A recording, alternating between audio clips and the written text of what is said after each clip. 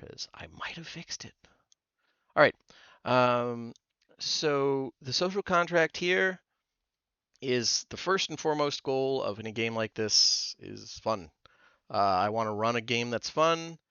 It's tailored for you guys. It's not going to just be I'm just reading out of a book. This is all my own awful ideas. I want to make sure every player here can contribute to the ongoing story and give you all moments to shine. When a player is talking one way or another, I'm going to do my utmost to listen. In exchange, I do need you guys to respect the effort that it takes to create a fun game for everybody. I would appreciate if you guys trust me to guide the campaign, arbitrate the rules, settle arguments. When I'm trying to talk, I need you guys to try and listen. Um, uh, Also, D&D is a team game. I need you to respect that other people at the table have their goals and might have a little different idea of what's fun. If another player is in the middle of a big scene or a reveal, please don't interrupt with a snarky comment or gag. At least not right then. Later on, by all means, open season. Let everybody have their moments. Um, and this is not like a condemning thing directed at anyone. I have done it in the past myself. It's just, I get it. Um, if any of you find yourselves having a hard time or just not having fun, uh, absolutely let me know via DMs, and I will try and address the problem. Um, as far as game limits, um, any kind of sexual violence is banned, just flat out. Sex in general will be handled with a fade to black approach. We're all adults, unless some of you are really convincing kids, and I just haven't figured it out yet. But So while references and jokes to such content are fine, have the good taste to avoid bringing your own interests into the game, please. Romance between PCs is fine, as long as both of you are comfortable with it and discuss it. Um, Romances and sexual encounters between NPCs and PCs are fine as well. Just don't expect me to go into any detail. Let's see. Any questions or comments thus far? Cool, cool. Game themes. This game will have a bit more of a. I'm going to try and run a serious game than I've usually done in the past. This is not meant to be an anti-fun game, but I want to start off with a serious approach so that when you guys do your Monty Python bit, I'm playing this. The setting is playing the straight man. The main theme here of this particular game will be one of nation building, kind of. I want to explore the details and the moral elements of what it takes to create a new realm made of refugees and native peoples, both. Um, this isn't to say other story aspects won't be present, they will. But that's the core of what I had in mind when I envisioned the game. Everything kind of stems from that. As anyone who's been in other games I've run can attest to, I do my best storytelling when there are active political elements and gray moral areas to explore. They will both be here in spades. Sometimes the person, group, or entity offering you desperately needed help is anything but good. It'll be up to the group and each player if to decide if the costs are worth the compromises you may have to make to get to your goals. Um, that said, one of my favorite things, both as a player and a DM, is for PCs to introduce changes to the world, big and small. If you have an idea about something, I really want you to speak up and tell me, especially if it's like an idea about your own character's backstory or a little bit of world building that just isn't addressed. Um, if it's not if it's not contradicted in the official lore or not too much, I will try and slide stuff in. Um, uh, the game will be a little less guided than some of the previous ones I've run. Storm Kings, Valkeepers, because it's not a module, and I actually have adequate time to explore the smaller details that I think let D&D outdo your standard video games in some ways. Video games can't give you like a really open-ended thing because they just can't program for all of it. I know they're getting better and better, but I still think D&D outdoes them in the choices area. Um, So that said, this game will have a little less focus on PC arcs than other games I've run. Um, that's not to say that you guys aren't going to have focus played to your characters, because it definitely will be, but it's going to be less like I travel to the other side of the world to address my problems.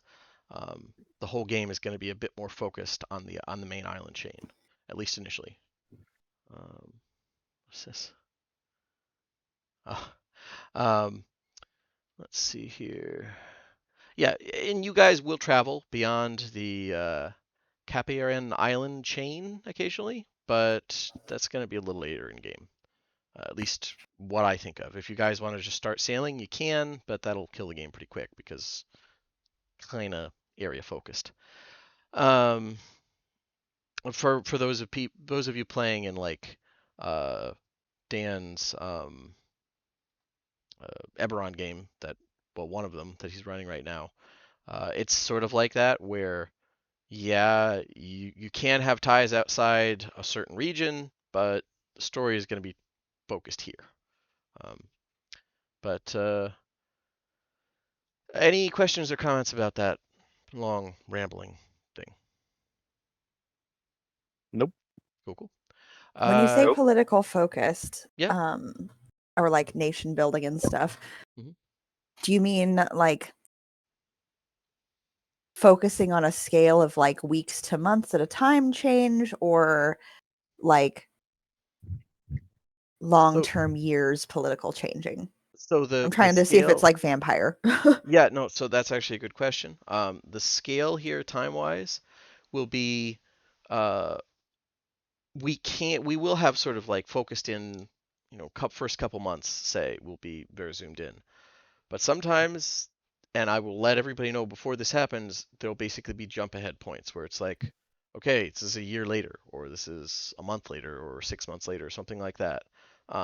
And if people have things that they think their character would pursue in that downtime, absolutely, we can look at that. Or it's, oh no, I don't really do a lot. I just do whatever in that time.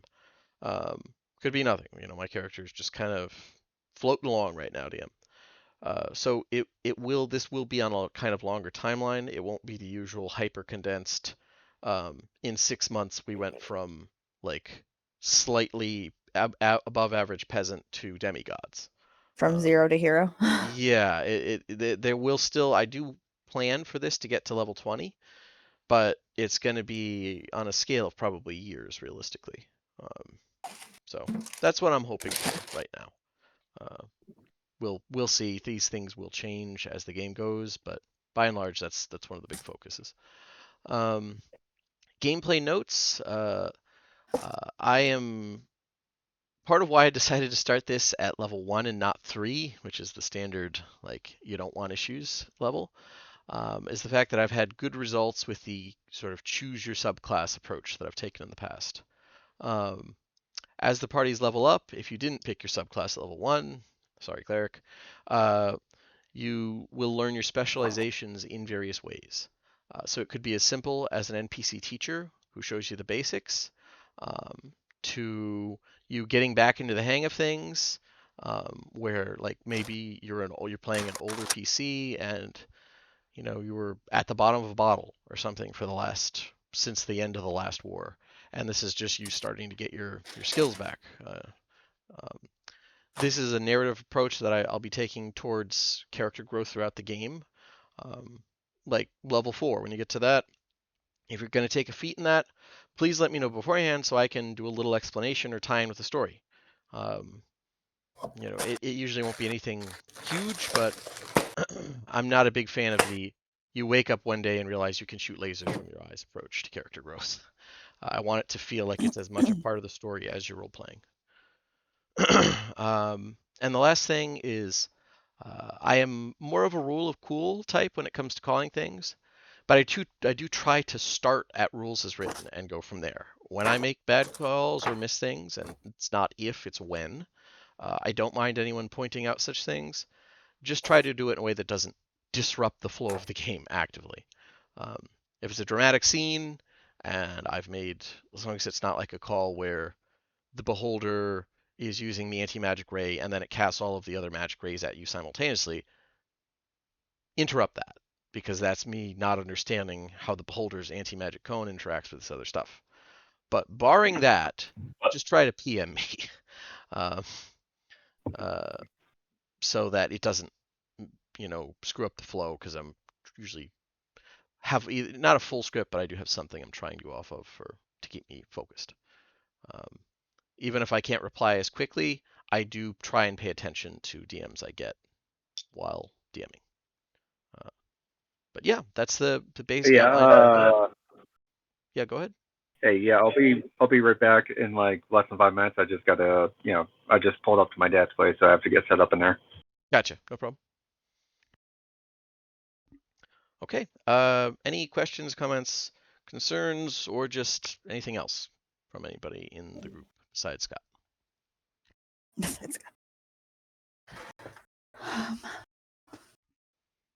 Cool, cool. If you come up with something later, like I said, just message me. This is not a speak now type thing. Let's see. So I have I have backs like officially, quote unquote, written backstories from 2 people so far. Uh, Even if it's just a paragraph, just having something jotted down is enough for me to look back in my notes and say, "All right, yeah, this person they wanted that." Uh, that helps. Like I said, try to get me a paragraph or something if you are going to be in the game, or up to 5 pages. More than 5 pages, we'll maybe discuss about shortening it a little bit. But between 1 paragraph and 5 pages for backstory. Let's see. Oh, and here comes the fun part. Uh, for all of you, is one at a time. I'll just go down the list by names, and we'll come to Scott when he comes back. I want to ask if there's anything in particular that you've always wanted from a D&D game or that you want from this one, and whether I addressed it or not, just mention, oh, I always wanted my character to be I don't know, centaur bard or something like that. You can mention that, and I'll try and incorporate that. So we'll start with Zach since he's top of the chat. Uh, Zach, uh, anything you want to see or hope to see in a game? Nothing in particular comes to mind other Mhm. than, a salary would be great. But I yeah, can't no. pay you guys to play D&D. I don't have the resources for that right now, You but know, I, uh, I understand. I get that, but You can yeah. pay us the right to record our voices. that's true. Ooh. And the moment I make any money from it, it will be a collective payment. There you go. Uh, yeah. No, there isn't anything in particular that I can think of at the moment. But if I do think of something between now and next week, I'll shoot you a message. Cool, cool. Daniel, not Danielle. Daniel. Um, I don't have anything beyond my character's specific aspirations. Gotcha, gotcha. Okay. Bonnie. Don't tease me with level 20 campaign unless you're actually going to do it. Because Mm-hmm, I mm-hmm. desperately want to play a character to level 20. Okay, can Oh, we just agree on that? I will do my utmost. Um, I'm fairly confident that no one in this game will require me to just like want to end it. So other games I've run where it was kind of me trying to end it early to get away from the players, there's none of that here. So I, I don't see why we couldn't. Because Eberron is a setting at that level. You guys will be dealing with. There are places where level 20 is probably a good starting line. So I'm pretty fine with that. So yeah, I do plan to do that, Bunny. Is there anything else? No, I can't think of anything. Cool, cool. Danielle. See how I'm I would emphasizing Yell. like. Yeah, you can just use yell. I like and realistic NPC help to time to time. Like people that we can talk to that we know, like even if it's just a shopkeeper and they're not particularly useful. I like Mhm. to have a couple NPCs that we can be invested in. It doesn't matter what they are. I don't even care if it's the dude selling cabbages. I just like to have some reoccurring NPC, which I think you do even in your one shot. So I'm not really worried about that. I Um, do, and I will say that that's kind of that's part of what draws me. I've really wanted to do a more focused in game for a long time, and that's part of the reason. Honestly, that's why we're starting in a like pioneer type settlement because the NPCs here, unless you guys kill them, are going to be here for probably a lot of the game, if not the whole thing. So, um, other than when you leave your sort of home base, these are very recurring characters. So, Unless uh, things go very wrong. unless things go very wrong. yes, I just had a unless, storyteller that was like, "You've met this person more than twice, so it's time to fucking kill them." And I was like, huh? I Yeah, don't like this." that's not really my goal here. If you guys decide to go that route, that's an option, but the game will end before level 20 at that point. Um, so yeah, that's I feel pretty comfortable saying that that's something I'm aspiring to as well. But I Yeah, kind of cut you Bonnie. off. Why are you so violent? I come back on, I hear you wanting about killing people. So a little explanation there, or there's a recurring thing where in games where whenever there's a game where Bonnie is with the group, somehow terrible ideas are suggested by everyone else. She tries to be the voice of sanity, and everyone immediately tries to gaslight her into saying that she was the one who came up with the awful plans in the first place. Aw. It She doesn't has work as been, well now that we have recordings because I can just be yeah, like, here at 59:15. yeah, that's true. But First of all, I don't think those would be, admissible in admissible. court. They're Yeah, they're admissible in the court of judgment, so she's at yeah, least got there her you go. vindication there. Yeah, it's Uh, still not going to stop me. This. but anyways, so you were before I interrupted, you were saying something else, Yel. Oh, that was it, I think. That was I it. just I don't like murder hobo flavor. This not like with you going like, I don't think this group is gonna make me want to quit. I don't think this group is a bunch of murder hobos. I don't like it when like yes, independent choice, but I don't like it when someone in the game is just like, I choose killing as the option every time. Like we can't get information, we can't do things. They just want to get into every fight they can get into. I don't Yeah, think that's a problem with this group. So and That has fooled them all. that does actually remind me pretty well of one more thing that I didn't mention earlier. Um, I absolutely appreciate player choice, and whatever you want to do, you're free to do. Uh, but if you are what I would call a disruptor, if your goal here is your character, you get bored if there isn't combat in 5 minutes. Probably isn't a game where you're going to have a lot of fun. There is nothing wrong with that type of playstyle. But in game, I do regularly run entire sessions where there is no combat, so you will get bored if you're a combat junkie. Um, I do try to have interesting combat when I have it, and I try to have it semi-regular. Like it's most sessions will have at least one encounter, but sometimes if you're politicking, maybe there might not be any. That also I have had players in the past who politicking thing was an elaborate excuse for them to really throw as many spanners in the works as possible.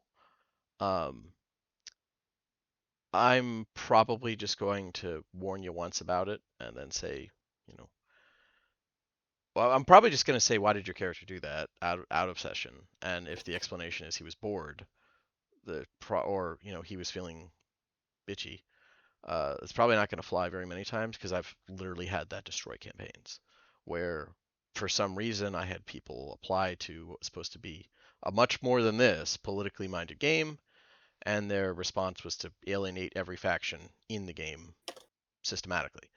And Yeah, that that wasn't from a player perspective either, so I'm down with that I rule. I gave up on that game. That's the only game I've ever just like walked away from. So uh, that's a very good segue into that. Thank you, Yell. Uh, but now that Scott is back, Scott, the current question I'm going around just kind of asking everybody is if there's something in particular you want to see from the game that you haven't seen from other games, or you have and you really enjoyed it, um, or just what you hope to see here. This is the time to say, and if I don't know about it, or even if I do, I'll try and include it. Honestly, you and I have talked about like what my character's whole like shtick is. Yeah, and Um, Dan mentioned like character goals aside. I just mean like I've always wanted to be in a game where where you can open, I don't know, a dwarven brothel. It came to the top of my head, something like that. We'll we'll try and include within reason stuff that you want to see. honestly, like yeah, but if something comes up, I'll definitely like try to ask. But for most part, like the whole base/nation building thing is something I particularly enjoy, especially now that as a player I don't have to run it. You can watch me struggle and And fail. There you go. You're like, oh, my awkwardness was way different. Yeah, there you go. Cool, cool. so like Yeah, yeah. okay.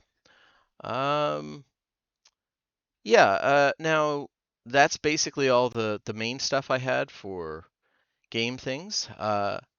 Now that all that's out of the way, let me save this. Um, did anyone have anything in particular they wanted to go over for their character now in game with other people, or if you really want your character to be kind of a surprise or just something they only really start getting in person, you can. Um, this is the time to go over if there's some vague elements to it that you want to flesh out, maybe character ties to each other, or just how you would have interacted coming in, because we're going to be kind of starting up with all of the characters who are coming from a more colonial aspect. They have just gotten through the gate, having just traveled through Midway. It was an unsettling experience, but not as bad as it could have been. It seems that since that Shadow Demiplane has been used a couple times, people have started to get the hang of its rules. Um, so we'll be coming in with that. We have two players who are going to be playing as natives of the islands.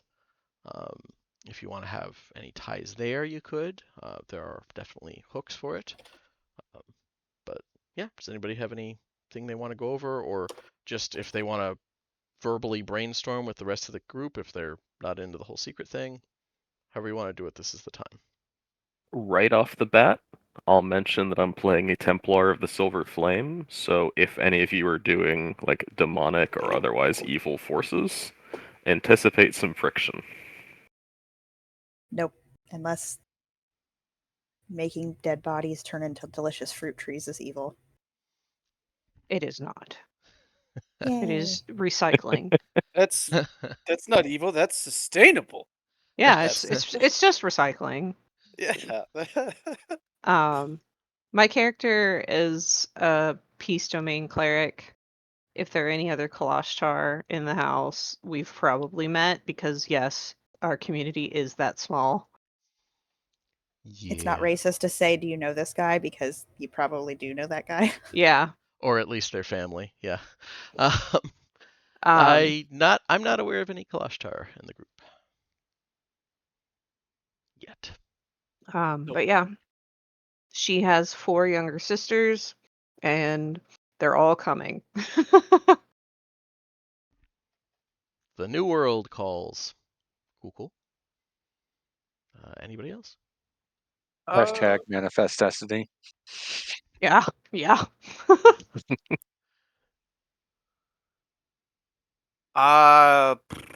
Drow Ranger with a big smile. Lives with me, Ma. So I do have a question about the drow in this setting. Mm-hmm. In every other setting, drow are just automatically evil. Is that the case here in No. Eberron? That is not the Okay. case for anything in Eberron, unless they're like demons or spirits or whatever. Yeah, pretty much. very much not the case here. Drow are approached, I think, with a much more fair hand. And the third-party expansion I bought really goes into some detail in allowing for cultural differences within different subgroups. So um, the main difference that the colonists would know about for the Drow are they typically come in two flavors. The more advanced groups, which cluster around giant ruins and have some spoopy magic tech, ancient magic tech, which they're pretty good with. And that's more rumors than this is not rock solid info. And the other group, which are much more common and typically encountered, are more tribalistic in nature with strange customs and whatnot, but they're people. They're not any more innately evil than a shifter or something. They're just people. They have complicated histories, like most of the people in Eberron do, but um, yeah, they are not. They they don't have the comedically, entertainingly insane culture of like the Drow in So, Forgotten Realms. Oh Like, my god, do not get me started. I mean, for for over the top, I'll give them credit. Like it's bordering 40k levels of over the top. I will give them credit there, where it's like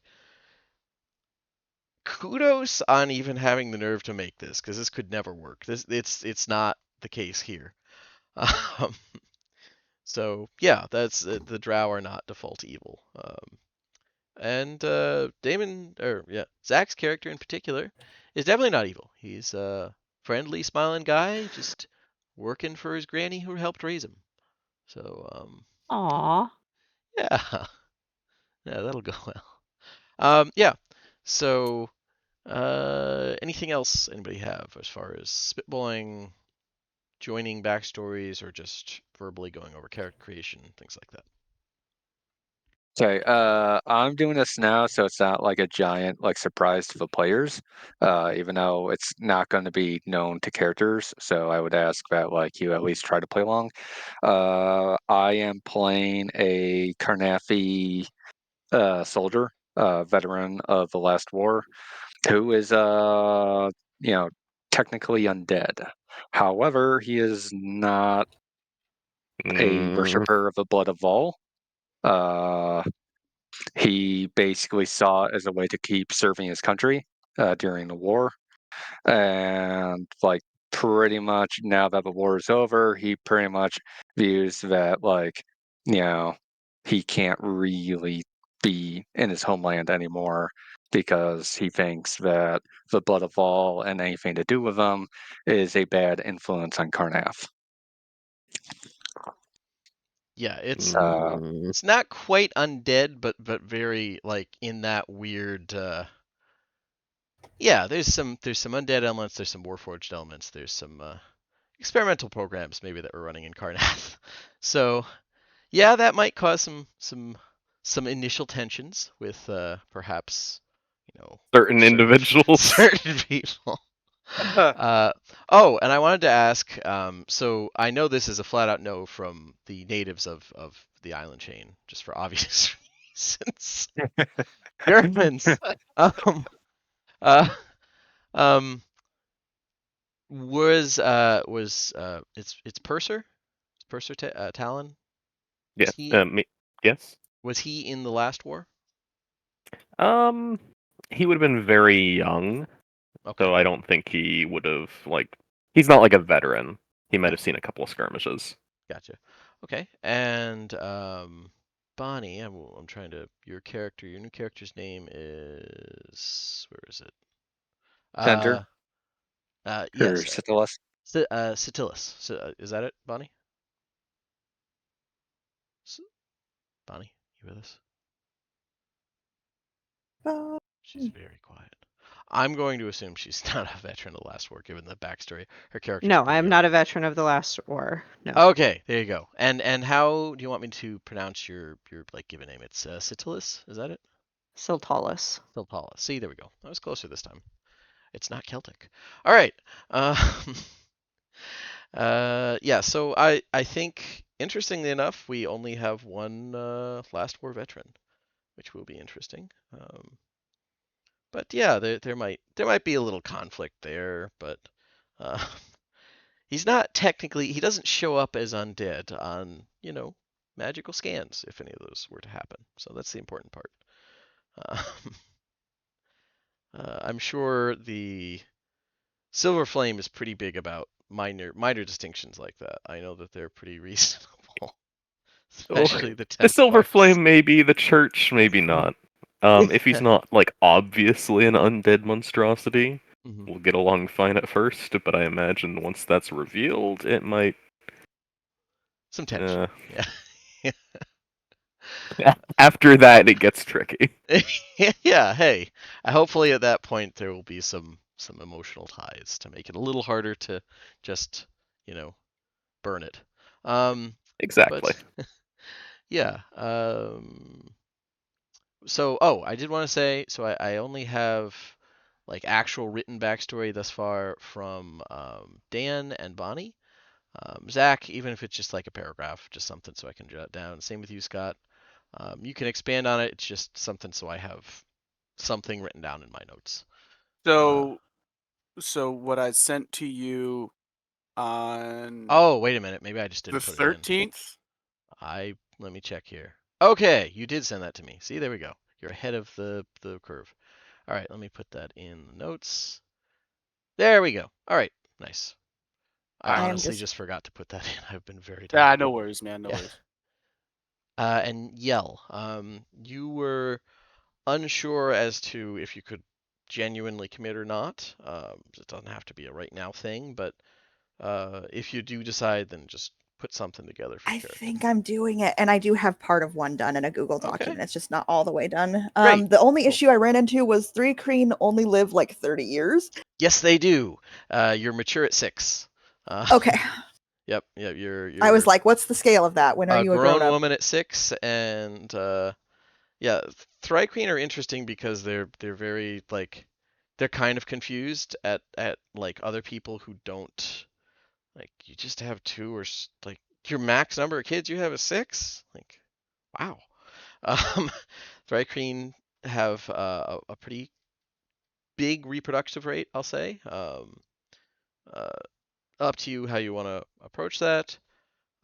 But How it's many not. babies do they have? Because I It is. have the stuff Yes. you gave me, but it doesn't tell It me. isn't. Yeah, it isn't like specified anywhere, but it's in clutches, so it could Oh, okay, be you have like like 30 siblings. yeah, like easily. Okay, Something along those lines. So also Thri-Kreen are interesting. I looked into a little more and I actually properly read the lore. Um, so part of the whole you don't sleep, but you're still your particular subgroup. I hope I'm not spoiling anything dramatically. Really is guided by dream realm visions. That's because Thri-Kreen in this setting kind of exist um, both in Eberron, but with a toe or claw or whatever in the plane of dreams at the same time. So you literally have double vision all the time.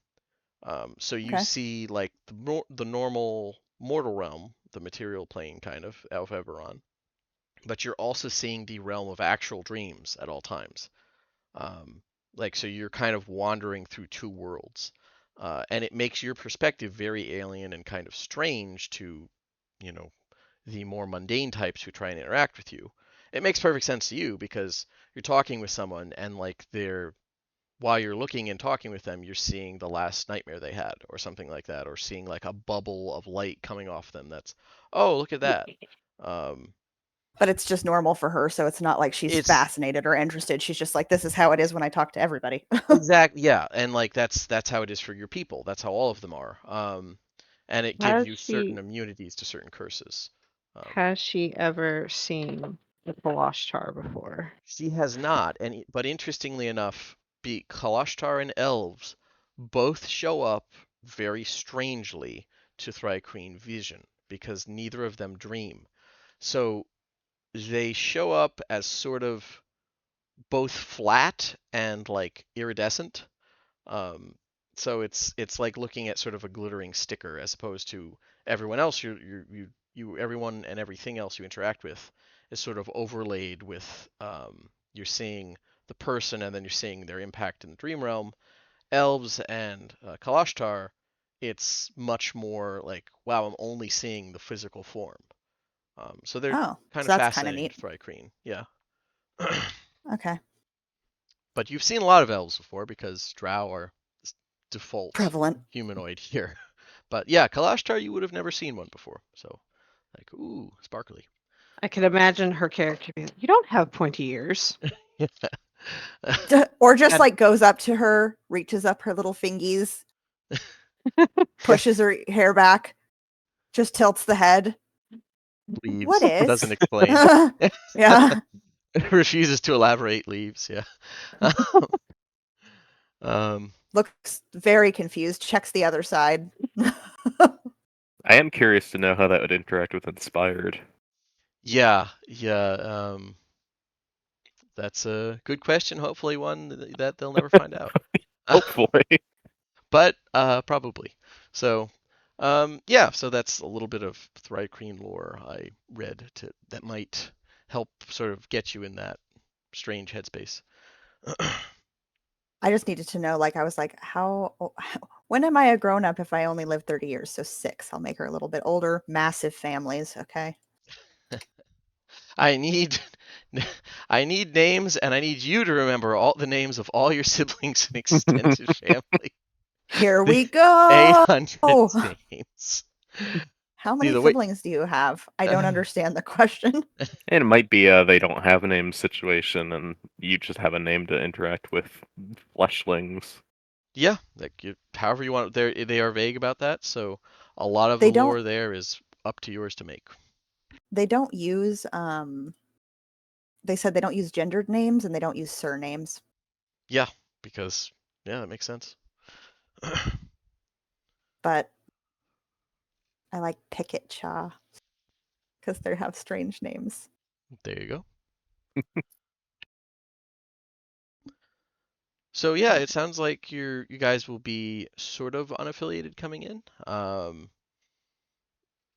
Like I said, if anybody comes up with stuff where they really want to tie PCs together, you can. But She'd probably show people around if they were new to the area since she's a native. yeah, and Zach's character has your character Hook is pretty easy to tell. Your Mima said that some really interesting people are going to try and build something, and that's going to be really fun. So she told you to go and be around them, help out if you feel like it. She was pretty vague. I Go get to play make- outside. I get to make. I get to go outside, have fun, make some new friends. This is gonna be amazing. Your Mima does have kind of a rough sense of humor. You're never quite sure. Like whenever she laughs that much, it's usually like can be kind of sad. But that's just life. Um, so she was It'd go really over his head, excited. I guarantee it. She was really excited about this new group of strangers. She was laughing for a while, but that's probably not terrible. Um, so yeah, you would have made your way north and tried to see what these folks were about, and they were definitely eager to have someone who knew what plants to eat helping out. Um, and yeah, so that's an easy hook there. The rest of you are playing colonists, so it's like you want a place to live, so try and help out. I'm not a And colonist, thank you very much. well, everyone besides Pikacha. Actually, I can Picket say Cha. that one. Thank you, Pikacha. All Yeah. right. Well, I think it's funny. My mom calls me Cha Cha. I have no idea why, but I also like the word picket, and I was like, this is perfect. Oh, hey, works. You are not a colonist.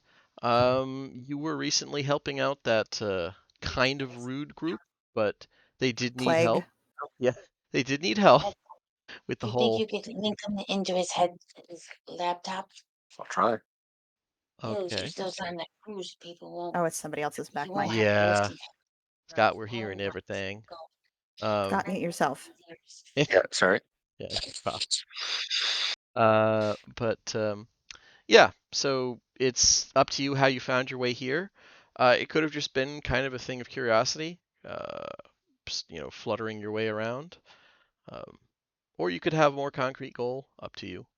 Um, but this I far, think this she. far north, you're kind of out of what your people would consider the Holy Lands, anyways. Um, the large ruin to the far south is sort of viewed as like that's the holiest place on the entire islands. That huge ruin, which you can tell because there's a giant moth-like statue that seems to cry tears of salt water. So that that place is holy. Um, Everybody says so. But this is outside that range, but it's still interesting. Are they still planting the trees up here, and are they still suffering any plague effects? Largely the plague effects have kind of the people who it's gonna kill have died. So in the sense that yeah, they're not suffering from it anymore because the population's been reduced to like a tenth of what it was. Um, Yeah. so yeah, it's wildfire type thing. So yeah, it's the the majority of the drow on this island, well this island in particular, were brutally wiped out by a mysterious plague that hit almost a year ago now. Before these strange foreign people showed up. So, but And So it we sent lasted it. about a year. the dying element of it lasted about a year. Okay. Yeah. So this is just wrapping up. Yeah. Like I said, pretty much everybody who was super vulnerable to it has died from the island. Um, the First it hit the more tribalistic Scorpion Drow, and then this isn't really spoiling anything, because two of you were there to witness it. Um, then the Solter Drow, the Fire Drow, um, kind of saw this as an opportunity to. They're the more civilized and advanced. They saw this as an opportunity to get back at the damn tribals. So they went out and kind of beat on them and said, "Good job." Went back home, and turns out they weren't immune. So it then ravaged their populations. So yeah, that is another thing that will be here. This is not just because some people may have had a downturn in luck.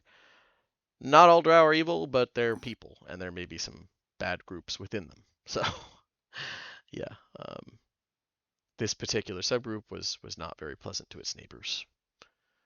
Not usually.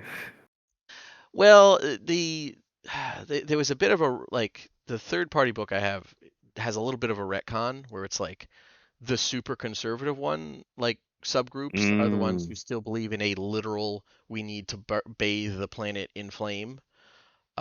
But a lot of them have kind of, well, let's take that a bit more metaphorical. Maybe it's we need to rebuild things through the talents given to us through flame, that type of thing. Um, so even they're not as uh, over the top, always evil, which I actually liked that better than the standard. Yeah, Oh yeah. they're technologically advanced and evil.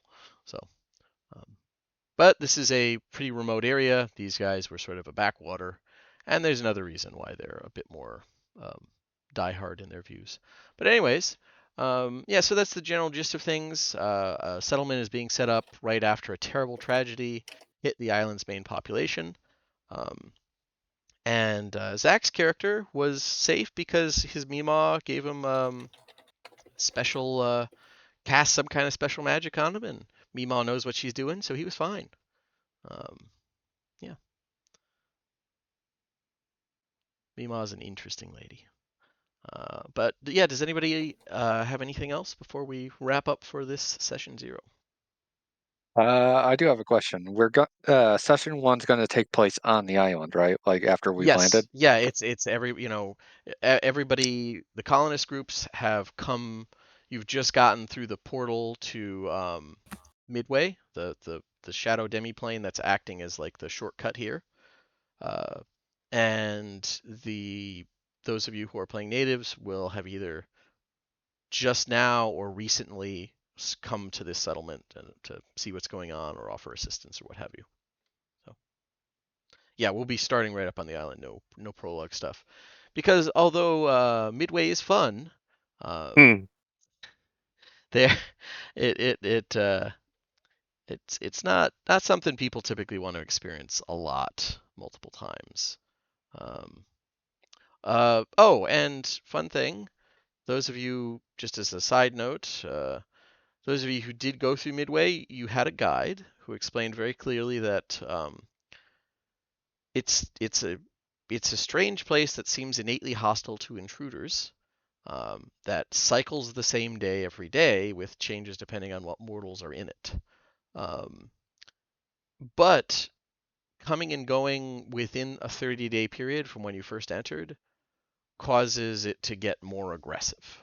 Or staying there overnight. Like you would go to sleep at the end of this one day in Midway, and you'd wake up and the same events roughly would repeat, but everyone and everything is oddly hostile to you. And it just gets worse the longer you're there. Um, but a good way to shortcut that, to just jump the hostility right away, is to basically step out and then step back in, which seems to up the hostility. And the only way to avoid that is you basically wait a month between traveling through it, in which it seems to forget that hostility. So, just in Does that case. apply to Picket? Um, Interestingly enough, no Thrycreen have tried to go through Midway, Okay. so that's something to find out. Uh, Shadow this, demiplanes be weird. yeah. This is one of those things where it would be interesting to find out, because the the curses, so to speak, on the continent of Zendrick are largely, no one's entirely sure the details of them, but they're sort of things messing with how this reality works. This is you're stepping out of this reality to go through basically a wormhole type thing. So it might affect you, it might not. Who knows? Um, but that is something that the colonists have learned. Some pretty harsh lessons. The good news is that you can't die in Midway. If you drop to 0 hit points, you just stabilize and vanish. Um, Apparently, they've been looking for some people who kind of stayed in really hostile areas. They can still scry them when they're in that plane, so they know they still exist. They just seem to um, kind of vanish. So maybe they're somewhere, but it's not a great place to visit a lot, because it is, even at level 1, like the first time you walk through, the people are, there's odd moments of hostility that kind of crop up that seem strange, because Midway's a very friendly place, as players who may have played through it in other games could attest to. Yeah, So friendly.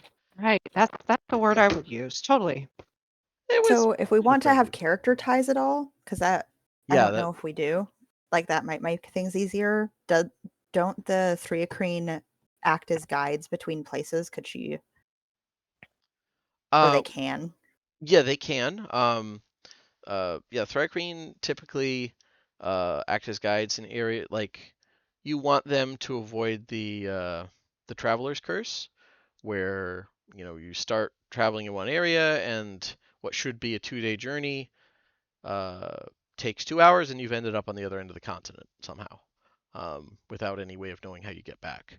Um, Interestingly enough, that effect doesn't seem present on these islands.